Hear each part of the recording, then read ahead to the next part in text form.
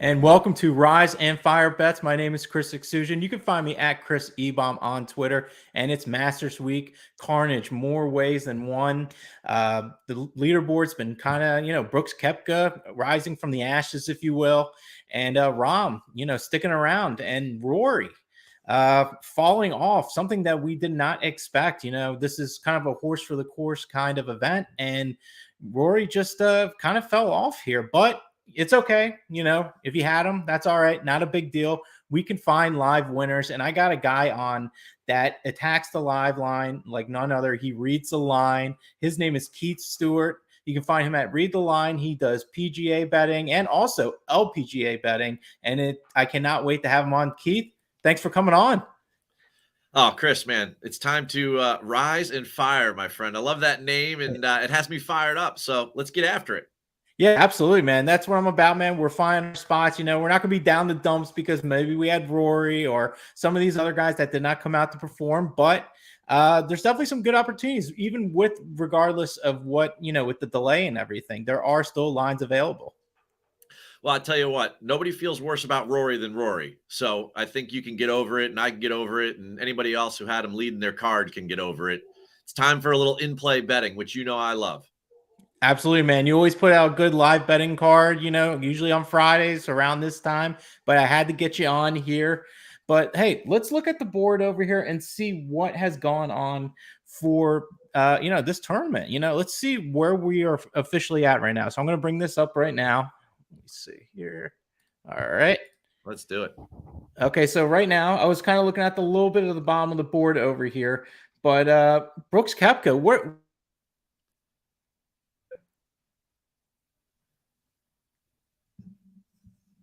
Hello? Oh, sorry. Maybe you froze there. Well, anyway, so Brooks Koepka, kind of a surprise. What are your thoughts about him pretty much dominating this tournament already?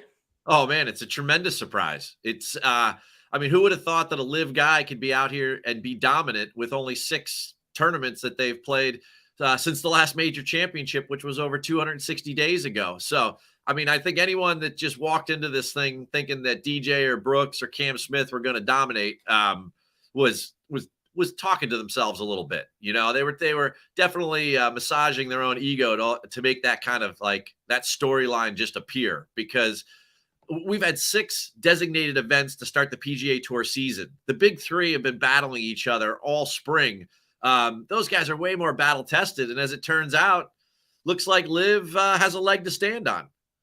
Yeah, if you're talking about those guys like the Cam Smith, DJs of the world, I think what brought people in was the betting line. I think getting value with them. I know the books were kind of crazy this week. I'm not going to lie. We look at PGA betting every week, and I can't remember a week where we actually had this much movement with the lines throughout the week. Could this possibly have been one of the biggest bet weeks of golf in our time?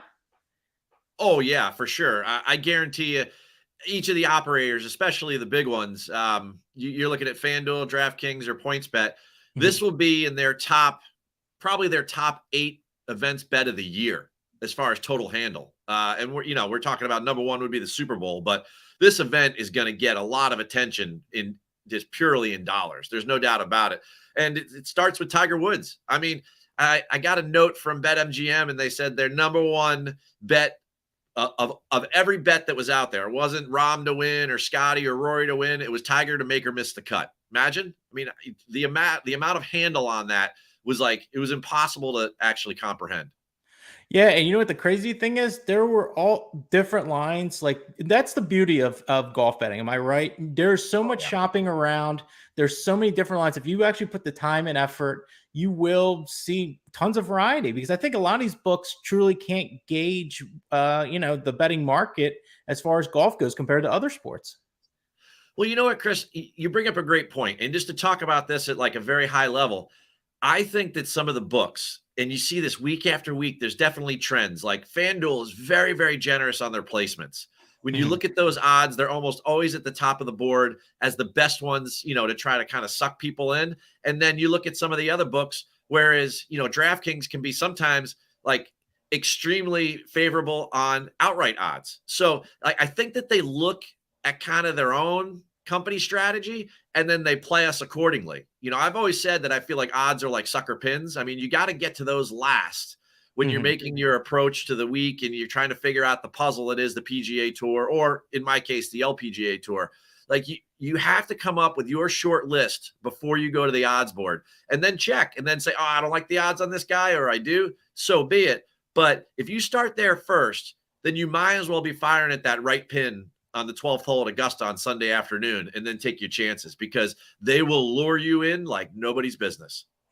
No, absolutely. And just from my sports betting background, I was always involved in football, basketball before PGA. And then I just kind of, within the last, I don't know, 4 or 5 years or so, I've been kind of just strictly on PGA betting and everything. But in my personal experience with like football, especially college football, I always felt like the line was telling you something. Like that if there was like a minus, like 8.5 with a team that like maybe was getting down, like they lost 3 times in a row and now they're like an 8-point favorite, suckering people in. With PGA betting, I almost feel like it's not quite that way, because I think the odds are so big, and I feel like it kind of rewards the bettor for doing, their due diligence work. I think there's more of a guessing game when it comes to golf betting, with all the variables of weather, tee times, skill set, course set, player set. There's just so many different variables. And I feel like the bettor themselves can actually, benefit from knowing that more of that knowledge, and not based off of just like a line bet. What are your thoughts about that? Again, I think you're spot on there. And I think a lot of it has to do with resources. And some people don't consider this. They don't consider the business model.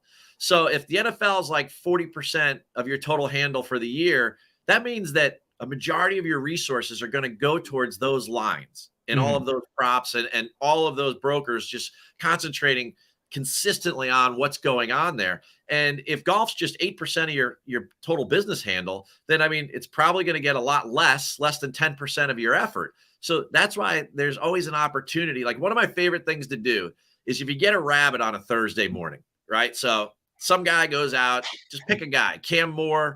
I was thinking Taylor Moore, or Sam Burns, or somebody, or Sahith Sagala. One of those guys goes out and shoots 63, right, on a Thursday morning, and you're like first round leader, but you didn't bet him, right? If you hit that guy instantly, I guarantee you the books didn't update him yet, right? You can still get him, and you're not going to get him at the value that he started with. Don't get me wrong. I'm not naive, but you could still hit him, and he'll still be at a number, because half the field is still out there.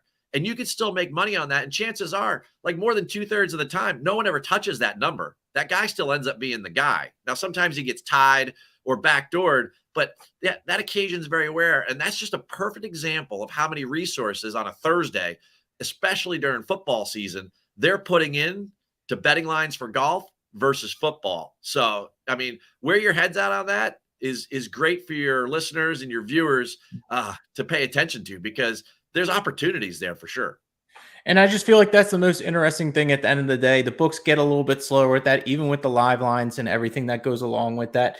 But it's looking like a 2-horse race right now with Brooks Koepka and Jon Rahm. Do you feel like there's anybody that can kind of storm their way into contention, possibly, besides these two?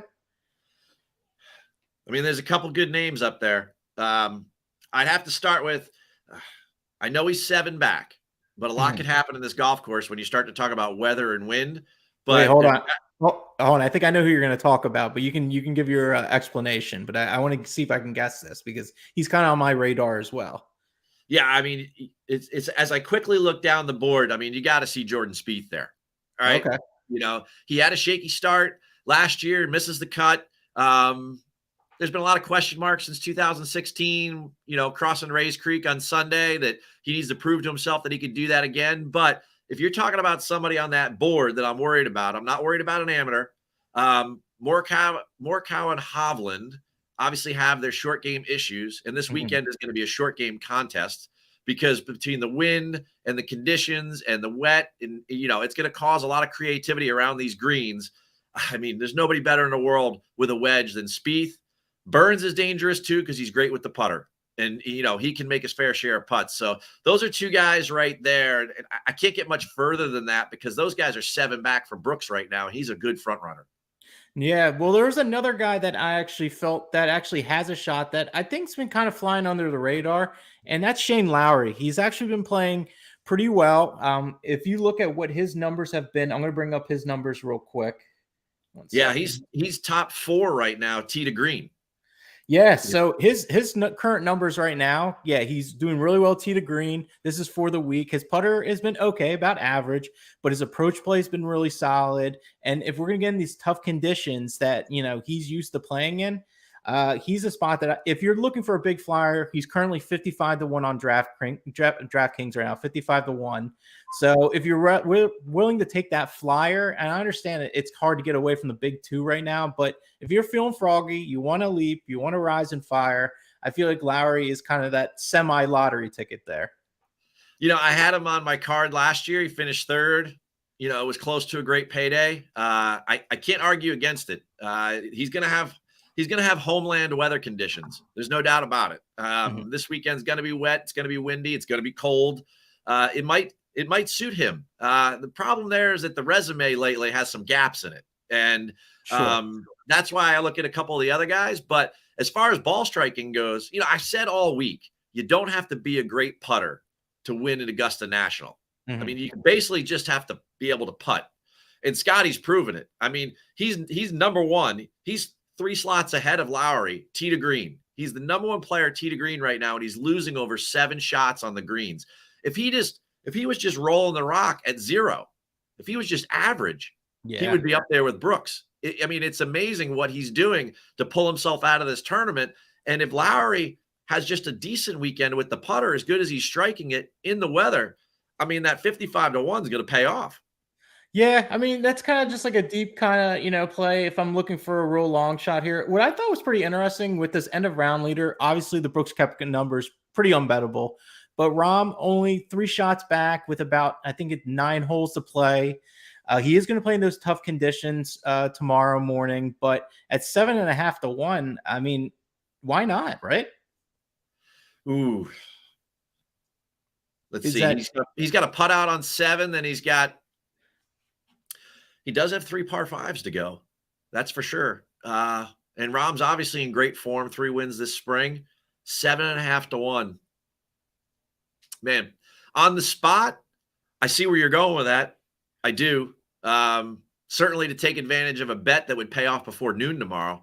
But does he get 4 more? Does he get 4? Right? Because he's got to get 4 to beat him to pay off. Get 4 to beat him. But if you tie him also, you could probably split that as well to get like 3.25 probably as well. So DK's going to split.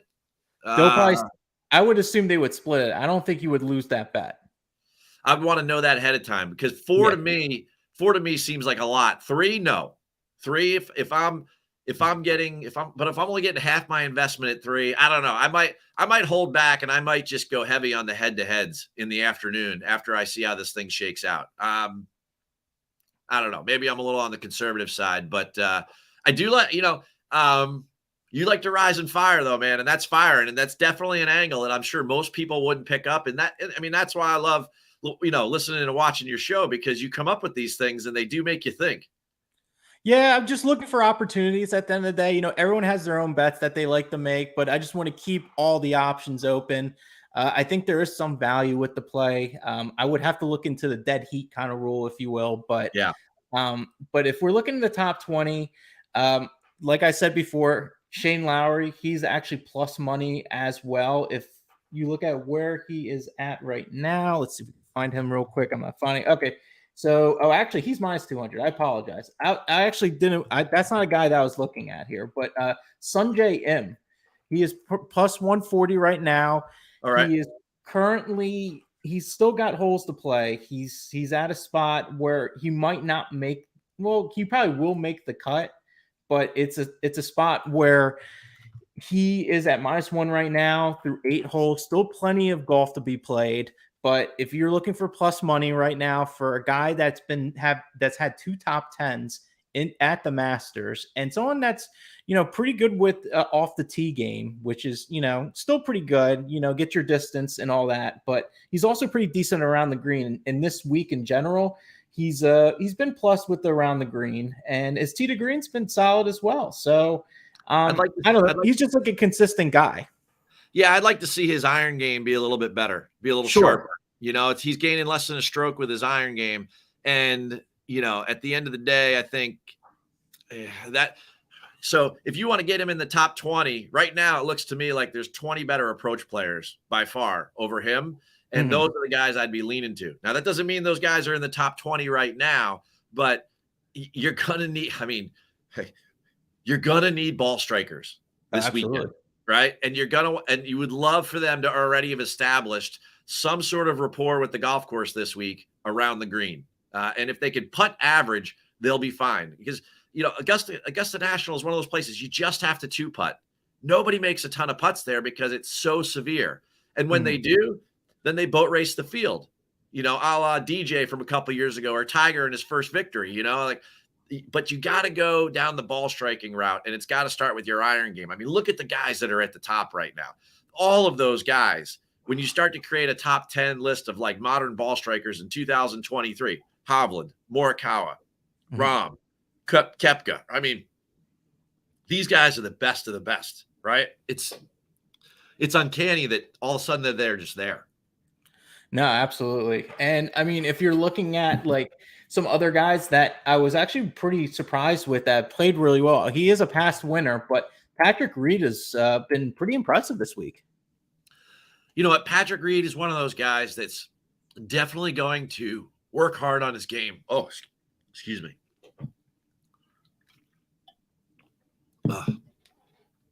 Hang on for a sec. All right, you're good. All right. Patrick Reed's one of those guys I don't worry about at LIV, right? He's going to work on his game. He's been going over to God knows where. He'd play on the moon on the Asian Tour. At this point. You know, yeah. I mean, he wants those world ranking points. It's important to him to play in these majors. He is definitely one of those guys on LIV that I would be worried about, similar to a Brooks, that even though, you know, they got paid, that the ego still drives them, that they still want to beat the other guys. They still are driven to be the number one player in the world or be the big dog in these four major events. So it doesn't surprise me on a golf course that he's obviously comfortable on that Patrick Reed's playing at the level that he is. The big surprise from LIV, and maybe you're going to get there, and I don't want to steal your thunder, but how about Mickelson showing up? I mean, this unbelievable, right? He's top 10 right now. I mean, he's crazy. Under. You know, everyone's talking about how he didn't say anything at the champions dinner. Yes. Buggy Sellers, like, you know, oh, you know, Mickelson did, you know, not himself, this, that, and the other thing. And now he's doing it with the flat stick of all things. I think he's gained, I looked up, like 6 or 7 shots with the putter this week. And the ball striking hasn't necessarily, especially the iron game, hasn't necessarily been there. But the fact that that guy is in the top 10 right now is pretty unbelievable because he has been atrocious on all of these LIV events. I mean, he hasn't even been close to contending against guys like you and me, you know, let alone like getting the top 5 where you're playing against Cam and DJ and Brooks and those guys. I mean, it's unbelievable what Mickelson's doing. Yeah, I mean, like, because he really hasn't done anything on LIV, right? He's been pretty much holding the team down every week for the most part, it seems like, when they do play. But, you know, back to, you know, like you've talked about this week, that's a horse for the course kind of place, you know, experience of playing and comfortability. I mean, that's, you know, it goes a long ways here. There's no doubt about it. I always think of that Nicholas quote where he says, you don't read putts at Augusta National, you remember them. And at the end of the day, you know, you start to really think about that. The guys that routinely play well here, and they're just going to do it over and over again. And if you're looking for a trend, and I got to write an article later tonight for Sporting News for, you know, trends to look for the weekend for in-play wagers, the guys that are getting to the top, and a lot of this has to do with the weather conditions, are all shut-face players. So what I mean by that is that they close the club face as they take it back. So the opposite of what JT does. JT loves that little pre-swing waggle where he gets the toe of the club up in the air. These guys keep the face almost pointed down, or it's equal to that of their spine angle at P2, which is like halfway back, right? So all the guys at the top are all guys that have that club face shut. Now, more often than not, those guys don't necessarily hit it the highest. So they're not great when it's not windy or it's not wet or it's firm and fast. They struggle more, you know, and then your Schefflers and your Rorys who really hit it super, super high.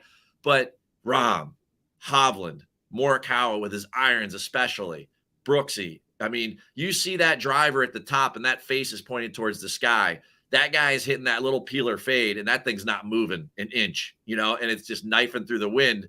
It's no surprise to me when I look at this leaderboard, and those are the types of guys that are at the top. And, and it's not so much the guys that are more like hit it up high and, land it soft and, tend to shape the ball a little bit more. These guys are trajectory freaks. And those are the guys that I'm definitely targeting for the weekend to try to make back some money that, maybe I'm not going to win and then win some more.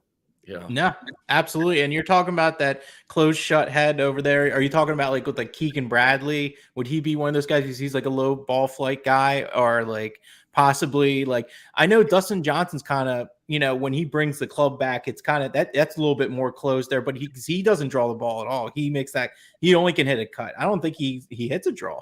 Well, no, again, it doesn't necessarily mean that you need to hit a draw or a fade. It's actually easier to hit a fade with a shut face because then you pull across it and the ball is it's more flighted and controlled, right? So, all we're saying is that when that club face comes back, right, instead of that person taking that face and then they fan it like this and open it, right? Mm-hmm. They're leaving it like this, which makes it feel like it looks like this on the way back, right? So when you're looking at that driver line, when they're taking the driver back and that driver toe stays down like this and it doesn't open like that, then that's the guy you go, I'm betting that guy this weekend. And I'm going to write a whole article about it because when you look at, Hovland is an unbelievable ball striker, and that's what he does. Now, when you take Victor Hovland to a golf course that you really need to launch it high, that's why he's such a great long iron player. That's why, because the guy controls his trajectory better than anybody. And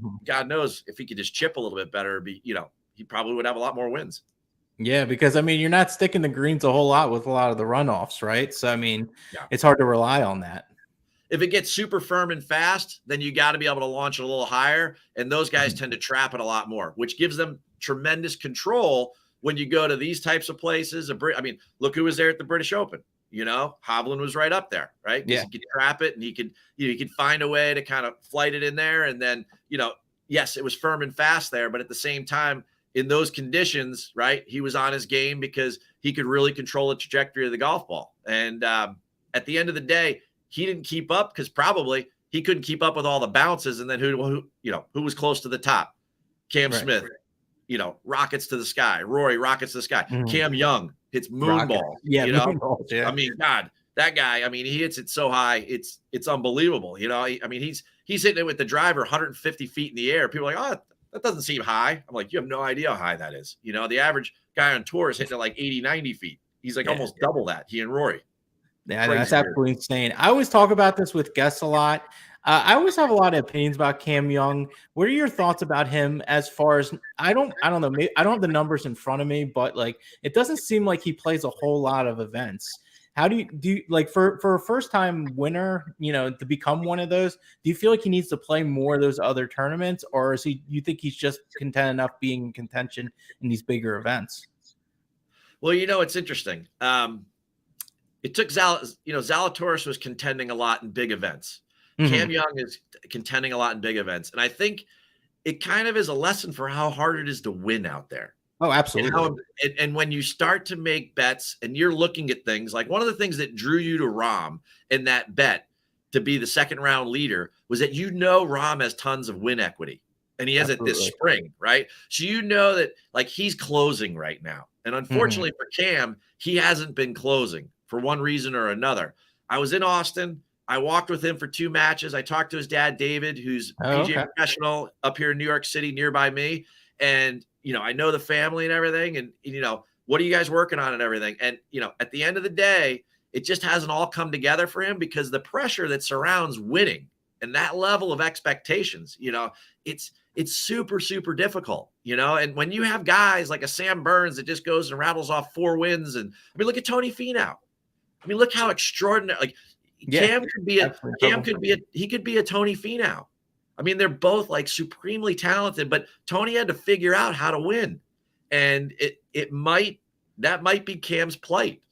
I mean, when you look at last year, it wasn't just the Open Championship. I was writing him 80-1 in Southern Hills, and we were there for 69 holes. Then he makes double bogey, Mm-hmm. and kind of a dumb double bogey. It wasn't even like it wasn't a ball striking double bogey, and it was like, Mm-hmm.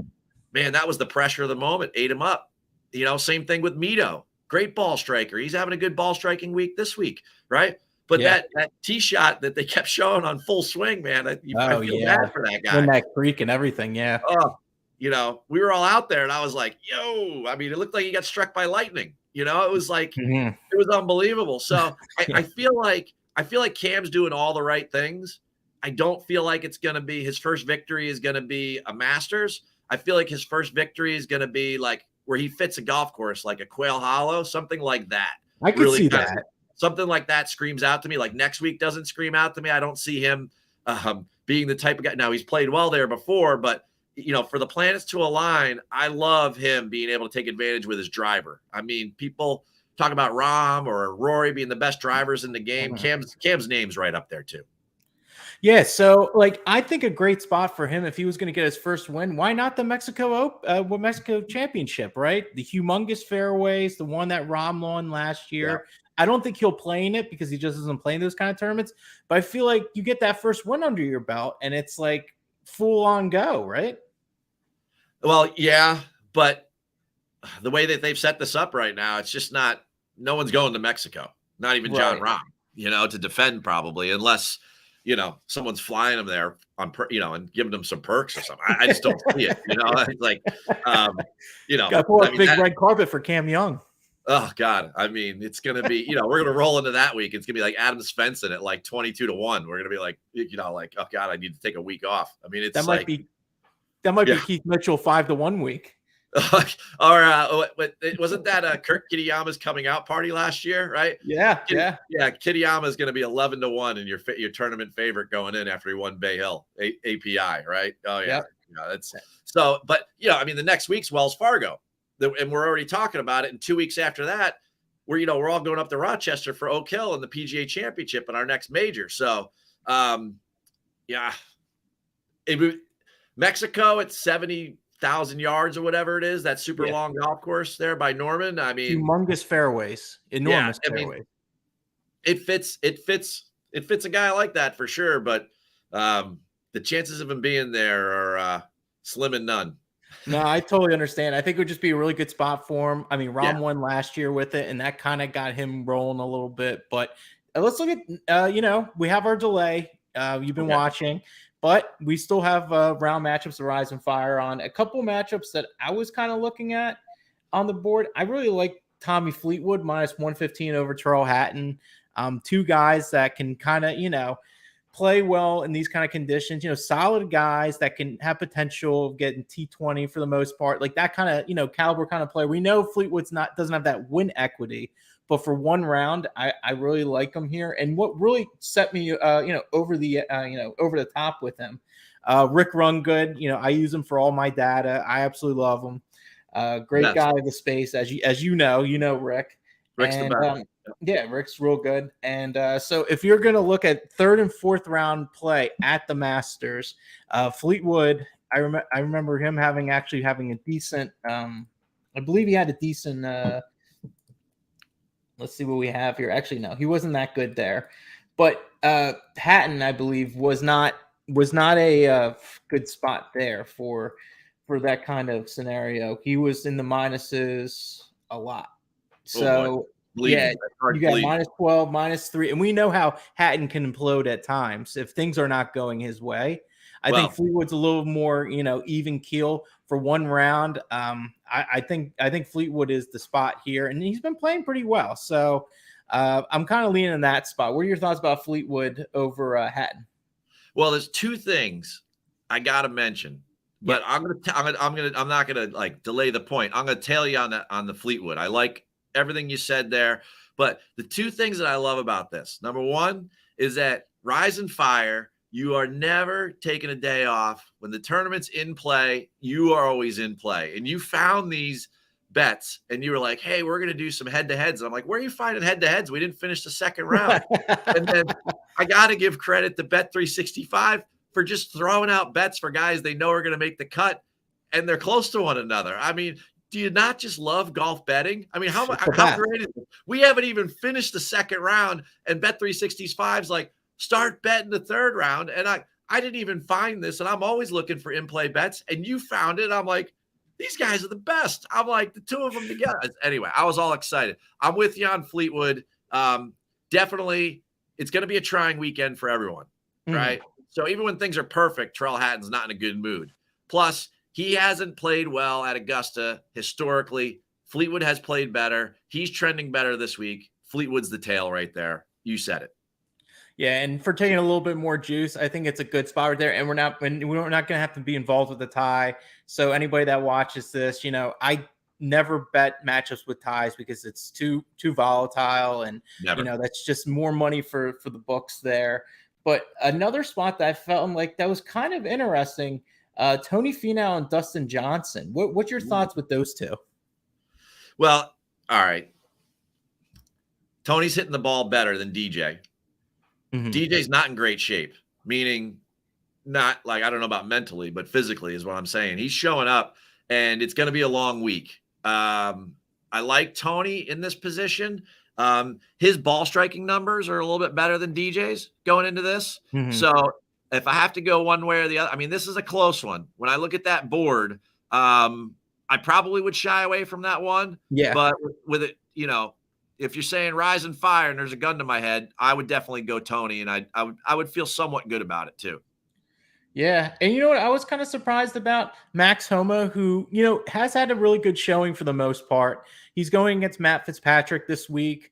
Homa, I believe he's at -1 right now. He's currently at -120 against Fitzpatrick. Do you feel like this is more of an injury thing with Fitzpatrick, that the books don't feel like, he's proved enough off his injury, or is this just like a name brand thing where they don't even care about what he's done in Augusta? Well, Max is even and Fitzpatrick's 2 under, right? Fitzpatrick's ball striking numbers are better right now. And I think where he's lacking is, I'm pretty sure he's lacking around the green, which is definitely one of his stronger suits. Yeah. And, Homa's favored there, right? He's Homa's -120, yeah. Right? I would almost go Fitzpatrick there. And I've always been a Fitzpatrick lean guy because his well-rounded game, and I know that Max has had a much better spring, and Fitz has got all the injury rumors and everything, but if you look at the ball striking and the way that their game fits that golf course, Fitz fits it better, Yeah. Pardon the alliteration, but it just does, and Homa doesn't have the track record there. So if we're gonna go for tomorrow in the afternoon in bad conditions, I'm gonna take the guy who's from England that has a better short game. He's a better putter. And when things get a little crazy tomorrow afternoon, God knows what they'll be dealing with. I would feel better because it seems like Fitz is just hitting it a little bit better too. Yeah, no, I could not agree with you more there. I think I think he's a player. Plus, you're getting that plus money. So, I mean, you're getting him at 1-1, which is great in itself because, you got to keep track of this stuff with the juice and everything like that. You don't have to pay for the premium for a guy that's been playing pretty well. Look, he's 1.5 strokes gained tee to green. And meanwhile, Homa is just about even. Really, what's saving him is the putter. And that's kind of like the 101 of golf betting is like, if someone's riding a hot putter and everything else has not been great, how long can he ride that hot putter for? So that's kind of something you have to consider. At the end of the day, if you're trying to make money at betting, you can ride ball striking and hope the putter will pop. You cannot play the reverse. Yeah, and make absolutely money. not. It's just, that lasts as long as dogs chasing cars, man. It's not a good strategy for sure.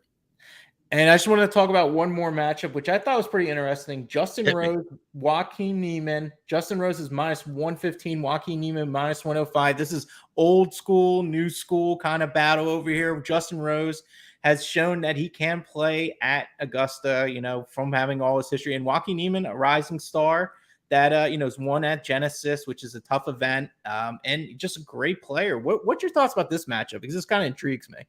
All right, so Joaquin, you brought it up right there. Genesis, Riviera, great comp course for Augusta. So that's the first thing that jumps out at me. Then I start looking at the numbers, and this week, Joaquin's not hitting the ball good. He's I think he's strokes gained Short game is like almost 7 shots or something right around there. So like he's doing it with a little bit of smoke and mirrors because he's a ball striker. Yes. Joaquin, he's another guy that flights it. He hits the ball like beneath the tree canopy. So he would be one of those guys that at the start of the week, if he wasn't on live and he was more competitive playing in, 5 or 6 designated events this year, and I had a better understanding of where the state of his game was at. Remember last year he played in the first round with Tiger and he played fantastic after he came off that huge win at the Genesis at Riviera. Right. So, and then on the other side, you got a guy like Rose. He's won already this year. Look at his approach numbers this week. They're much better than Joaquin's, right? So, I got to go with the guy when the conditions are going to get crazy this weekend that isn't going to be looking for his golf ball. Rose's only weakness is off the tee, but at Augusta National, there's no rough and you have wide fairways. So like that's a weakness I can get away with. I cannot get away with not having a really strong iron game at this point going into a weather challenged weekend. So I think the Rose blooms over the young superstar. All right, nice. I like that. And you know what the thing is? What I always noticed with Rose a lot, he always has a lot of opportunities for eagles. Is that just me, or it just seems like his ball striking? He always he might not be the best off the tee, but his approach shot, he gets good opportunities with. Well, he gets eagle opportunities, but the putter usually doesn't pay it off. But it seems like he always puts himself in those kind of spots. Well, okay. The guy was number 1 in the world at one point in his career, right? He has 4 first-round leader awards at Augusta National. 04, 06, 07. He's been a first-round machine. I had him. Didn't cash, but I did have him. Right? So he I picked him this year, top 10 first-round leader. He missed by a shot. It was like I got 5-1 with DraftKings. So I was like, I couldn't believe he missed by a shot. But he's a great long iron player. So that's why he always shows up at Augusta National, because you have to hit long irons. I mean, we're talking about 10 par 4s, and if you throw the third hole out, the average of those 9 is like 470 yards, and a lot of them are uphill. So these guys are constantly hitting longer irons into these greens, and you talk about those par 5s, they're also long irons into there. You keep doing that for Justin Rose throughout his entire career. He's proven he can do that, and that's why you see all of those eagle putts. Again, he might not cash them all in, but that's why you see them all the time. And that's a huge advantage at Augusta National over the course of 18 holes, 36 holes, 54-72. So just for the 18 against Joaquin, for sure I feel good about him taking down, the young South American. But overall, this is why everyone loved Rose at the beginning of the week at 66-1. He was probably the only guy over 50-1 that anyone had. He has win equity that people think that he could contend there. He has a major championship under his belt at a place like Merion, where it's a lot of long iron play. It's U.S. Open conditions. So, very similar style, classic golf course, like an Augusta National Golf Club. So that's why people were hot on Rose this week, and they should be hot on him for round 3 too. Yeah, I think that's a good spot as well. And just randomly, we came into this theme of these guys from Europe that play in these bad conditions. I didn't even plan it this way. This is just how it kind of worked out over here. That this is kind of fitting what we're gonna almost kind of the narrative this week. But hey, Keith, I wanted to thank you again for coming on. I know you got work to do, writing up for the fine people, getting that golf information out. I appreciate it. I love your content. I love your work, the effort that you put into it. You can find Keith Stewart on Twitter at Read the Line, where he's breaking down not just PGA, but I'll tell you what, he is beyond sharp at LPGA. Like, there's not enough content for LPGA. I don't personally cover it, but I respect the game by all means. And I'm actually going to be going to my first ever LPGA event this year, the ShopRite Classic, and I'm bringing my girls. It's going to be awesome. I'm looking forward to seeing these ladies tee it up. I mean, at the end of the day, if you and I if we were at Augusta National this week and we watch not even Cam Young, Justin Rose, a guy in his 40s, we watch him tee off. We go, man, I don't know if I could do that. But when you go down to the ShopRite and you go watch the ladies and you watch them swing, and they have a similar amount of power to the average male golfer, you know what I mean? The bogey golfer, and you watch them and the swing's a little bit slower and you can kind of appreciate it a little bit more. Man, it's a lot more fun. It's a lot more like relevant to the real world of golf, right? And okay. That's a good way of putting it. The fact that 2 or 3 books out there here in the States let us bet them and we keep winning at it, it's the best. It's just the Oh, best. anytime you can cash sports bets, cashing, I absolutely love it. And I'm going to start telling you as well. I'm going to be fine to try and have you find me a winner for the shop right when I'm there. So I'll be looking forward to that. Oh, it'll be back-to-back years. I had Brooke Henderson last year in a playoff winner done. You go to Nice. ShopRite? Yeah. I mean, you kidding me? I cashed in on all my reward points. Beautiful. Over in Galloway, New Jersey. I absolutely love it. Hey, Keith, thanks again, man. Thank you for rising and firing. Let's have a profitable week and a profitable weekend. Let's do it. I'll see you at the ShopRite for sure, All Chris. right. Fantastic. I love it. Thank you.